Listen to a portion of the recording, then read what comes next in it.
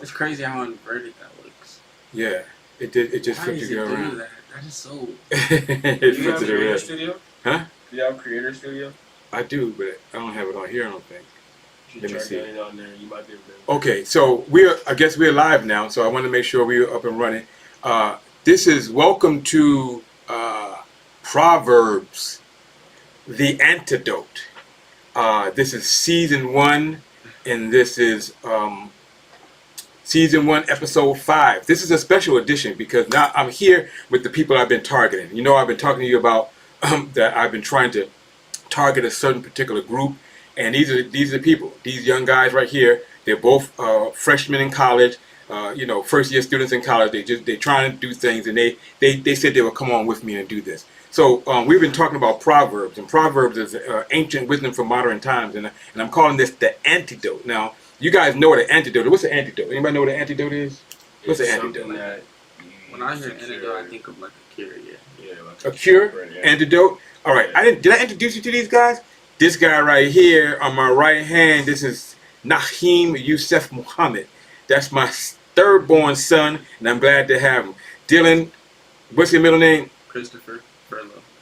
Dylan, Christopher Furlow, those two are best friends right here. They're always rolling out together, and they know what's up. They real-time people. So what we're doing, we're taking the scripture. So let's go to the scripture that we were talking about today and take a look at that. This one here is Bible Gateway. We're in Proverbs chapter 5, right? And let's go. I didn't call it up yet. Proverbs chapter 5. This is one of those things I always like for us to use. This is called the Bible Gateway. We use the New International Version.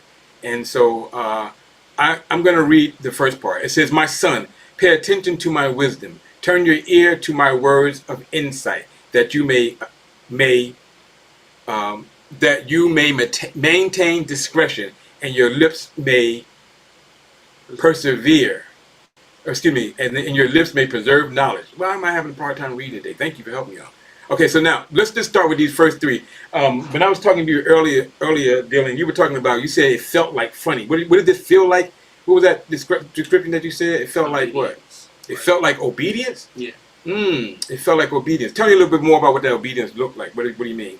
Like it just felt like he was speaking to me, telling me to listen to like all the knowledge that I'm getting from all my elders around me. That's perfect. I really appreciate that because that's exactly what it is. You haven't been in this series for a little while, but I've been telling people about how this says right here. Look what it says. It says, "My son." It's always about a father. So this whole thing about Proverbs that I'm doing, it's really about a king trying to teach his son, the prince, how to become and live in the kingdom, how to be a ruler in the kingdom. So it's about that. So when you picked up the whole idea about a father or somebody telling you something, that's exactly what it is. So it's going to be either be a prince, it's going to be a princess, it's going to be a son or a daughter, it's going to be a young hustler. You know, I don't know what it is. It's going to be young people. So he's trying to put them down on 9. And it is saying that wisdom said, if you listen to me, if you pay attention to me, if you follow my instruction, I'm going to be a blessing to you. Right? So that's really good. I really appreciate that. Now this next one goes into a little bit different section. Look what it says here. Can you read that, Naheim, from that far? Verse 3. Yes. "For the lips of an immoral woman drip honey, and her mouth is smoother than oil. But in the end she is bitter as wormwood, sharp as a two-edged sword. And what? Her feet go down to death, her steps lay hold of hell. Lest you ponder her path of life, her ways are unstable, you do not know them." Okay, that's good. You went to 6, right? Yeah. So that's good. In this version, you can see what it says here. It says here, thank you, that's great. It says, "For the lips of an adulterous woman." Yours said what? For the lips of an immoral woman. An immoral woman. That's a woman that don't know how to do right and wrong. Did yours say anything different? Mine says strange.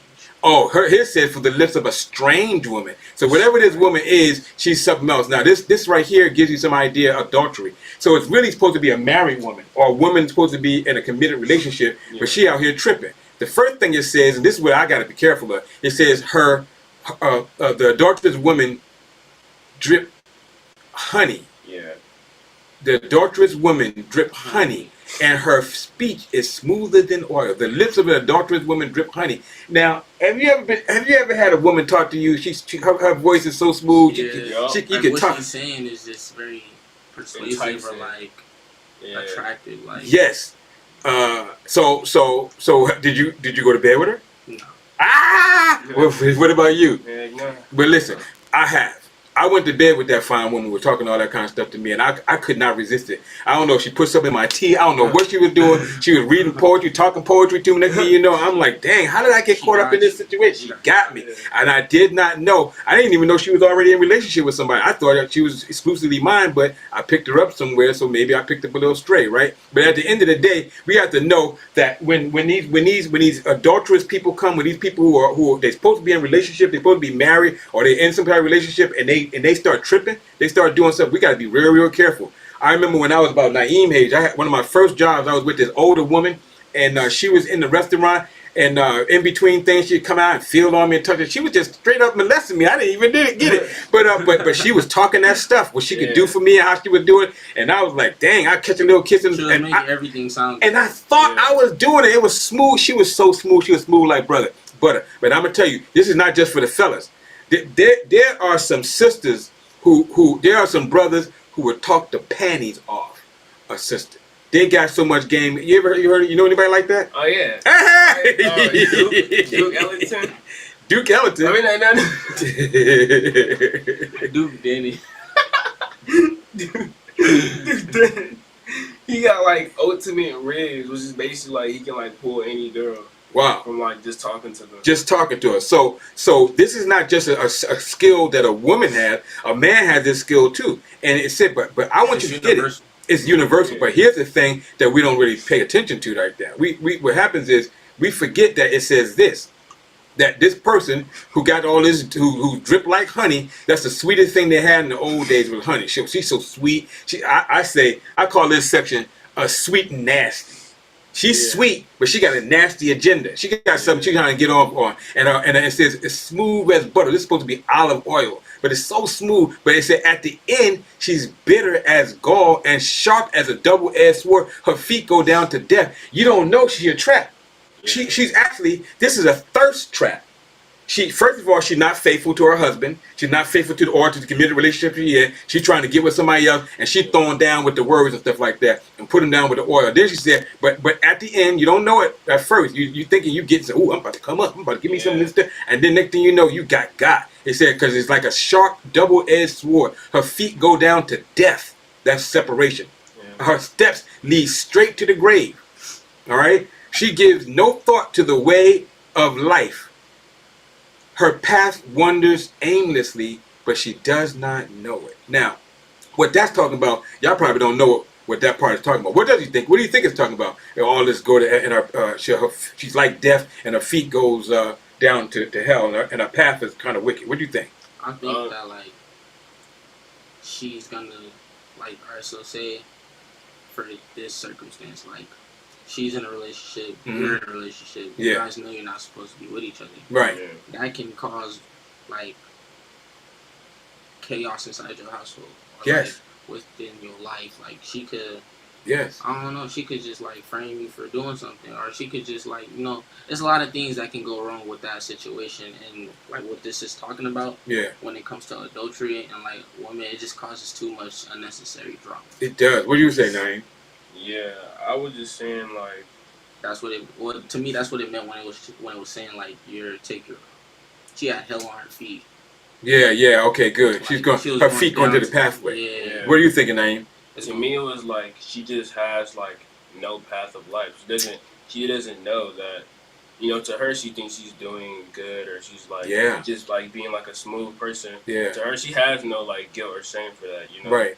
And like so, to her, she's damaging your life and like destructing your life. But to her, she's just having fun. It's taking the wrong road. Yeah, and I think she has no regard for God or for her husband. She don't care about Noah. She's selfish. This person, so it's going to be a he or she that's so doggone selfish. All they trying to do is get the panties, get their little pleasure off, get their rocks done, and then they gone. Because if she had concept, she was thinking about her husband, she probably wouldn't be doing it, or her committed relationship. Or she like she could just don't like your wife or something. Ooh, it's now like do it for being petty. Now, perspective for doing what she doing could be for multiple different reasons. Now you on the path because that's the path of death. Because death cuts off relationship. She don't like your woman. She gonna cut it off just because she promised you she's gonna give you a little bit of head or something like that, and then you get all hyped and then realize that she gonna tell on, or she taking a picture, got some stuff on it. See, these are Proverbs. This is the antidote. It's the antidote for toxic thinking.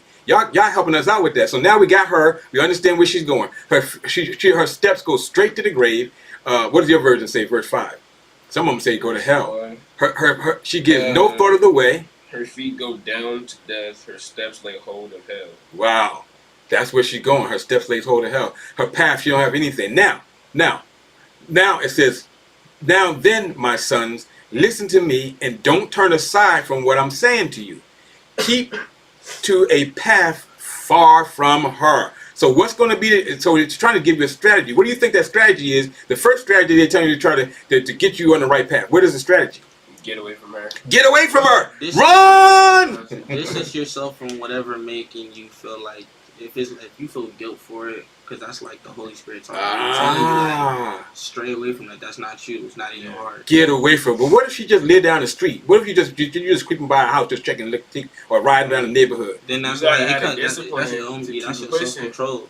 You got to have the discipline to keep it pushing, right? Yeah. So yes, because it's saying because some sisters are so fine, and even their lips when they talk, you be like, so fine that if you get anywhere near her, she got you. You're gonna be stuck for an hour and a half just trying to get out from her seductive ways and from seductive ways. So you're right. It says the first thing is to keep to a path far from her, and do not go near the door of her house. Don't be trying to hang around her crib, around her dorm room, around her where she work at, down about her job. You all up in her business. So she'd already know. I got him. I let him smell a little bit of this stuff right here. That's what she's thinking. She thinks she got you trapped. See, and that's the problem. The best thing to do, if you see a thirst trap like that, she's sweet and nasty, you better run. Dude. Or like, it could just be, women are very mischievous. A lot of women. Yeah, some of them are. And some men are mischievous too. Hey, we ain't no respect to persons. Yeah. And that's the thing. We're in this kind of time where crazy stuff is going on. So the first thing you do, what verse was that we said? Don't go near her door. 8. Yeah. And at least you lose your honor with others. Look, listen, at least you lose your honor to others and your dignity, and to one who is cruel. Lest strangers feast on your wealth, and your toil enrich the house of another.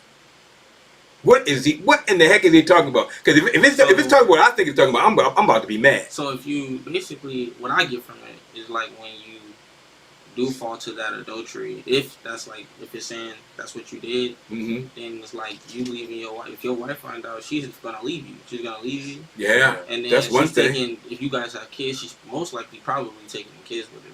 Ooh, she probably taking the house. Ooh, if y'all get a divorce, and then she might end up in somebody else's arms who's treating her. Ooh, somebody else gonna get the honey. Oh my goodness, what you thinking, Naheim? I think. Go ahead, work with it. I think it's like that too. Like if you fall for the trap, then like the consequence is like everything you have is gonna like start to crumble away. Yes, and the cold thing about it, this is what made me mad about it. It says that it's not even gonna be. It says it's gonna be least a stranger feast on your wealth. Yeah, your wife is just saying somebody else is tapping that now. Somebody else, now, and your wealth, your family, your resources, your blessing. She got your money all caught up in the court because you didn't want to. You want to act a fool. She probably got the house. Got the house, everything. So all look. It's verse 10. And your toil, all your hard work, enrich the house of another person. And so now that person is getting what you worked so hard for. Like that person is the new father to your child. I would.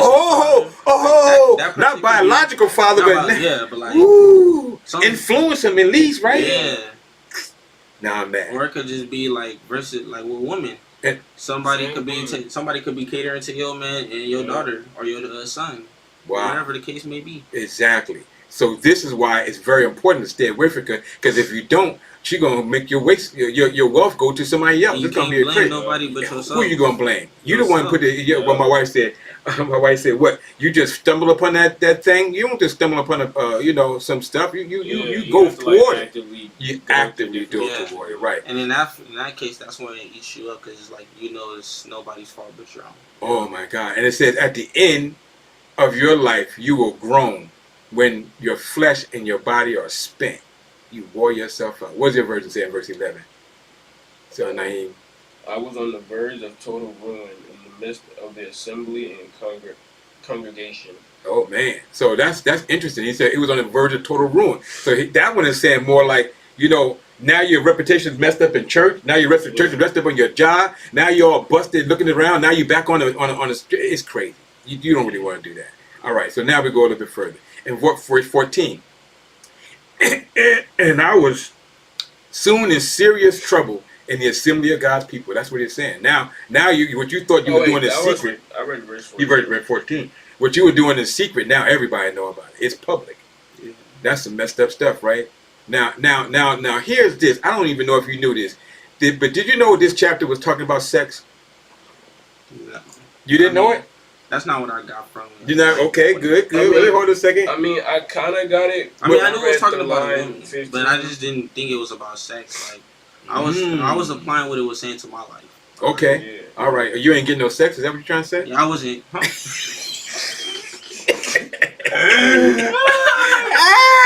was just having fun. That's what I'm saying. When I read line 15, it says, drink water from your own cistern. Yes. What do you think that's talking about? When it gets to like a situation like that, to instead of like trying to look to other people to like filling these holes of like everything, to like be that for yourself. Yes. So look, it says here, it's starting to talk about sex, you guys. Let me show you. What verse were we at? I'm gonna just show you where it says. It says 14. Verse 14. Look, it says verse 14, 15. Drink water from your own cistern and running water from your own well. So that's saying, instead of you trying to go out and get a little fresh something over there, why don't you just drink the water from your own thing, even if it's oh Father, because if you're married, then you can do this. Now, if you're not married, I don't want to hear anything about this. But even if it's getting sexual, so it can be limited. It could be drinking water, like if you're into oral sex with your wife, that might be the water. I don't know what the water is, but it says drink the water from your own. Don't go to nobody else's well. Why you all out on the street with your stuff, right? Drink the own water that you get from your loving wife. That's what it's talking about. Did you get that? That's what it's trying to say. Now we got that. Now let's go a little bit further. We're going to go a little bit further with that and we run it down. So it says, drink the waters out of your own cistern. Should your springs overflow in the streets? Your streams of water in the public squares? Basically saying, would you want your wife doing that? Ooh, that's good. I didn't even think about that. That's good. Or like, would you want her to be doing what you were doing and giving everybody your goods? Ooh, would you want? Okay, so that's the idea. Yeah. Somebody is giving away the goods and they're getting all out in every place. It's not in the concentration of that family. Somebody is sharing it. It said you. Why you want your? How does it say? What does your verse of 16 say, Naheim?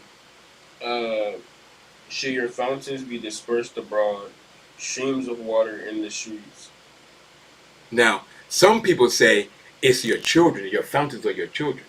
Should you have children over here, children over there, children over there? Now you got a family at home. Basically saying like, well, what I got from that was like saying like, okay, your children are watching you do this. Ooh. Now, who's to say they're not gonna grow up like them? Like, yeah, yes. I mean, like, they can follow in your footsteps, because at the end of the day, if our parents are the people that we're around the most, we're around you guys every day, 24/7. Yeah. So we are an extension of you guys. Mm-hmm. So if you're doing that to my mom, or if my mom's doing that to my dad, then you feel me? Who's to say I'm not to pick up that trait, that negative life trait in the future? Wow. Well, I agree with you. I agree with what you said. I'm not sure if that directly comes out of this text, but I do think that comes out of the Spirit of God. Yeah. And I think that Spirit of God is telling you. So it's saying, why should your springs overflow in the streets? Why should your goodness, why should your, spilling your seed? Your spring. You know, you like now you have found it. Are you spring your seed over here, spring your seed over there? Like a bunch of kids like, all over the place. Yes. They can't like keep track of how many kids, how many baby mamas. Yeah, like that's why I got from like when you said overflowing to the streets is like what you're doing wrong to me. And then when you said let it flow into the streets, I'm thinking like, okay, let them flow into what you were doing. Ooh. That's good. That's good. So we're on the right path, you guys. We about to be winding this up in just a minute. So we're almost done. So but here's what it said. It said, but may your fountain be blessed, and may you rejoice in the who? What does your verse 18 say? I know mine says, and the wife of your youth. Yeah.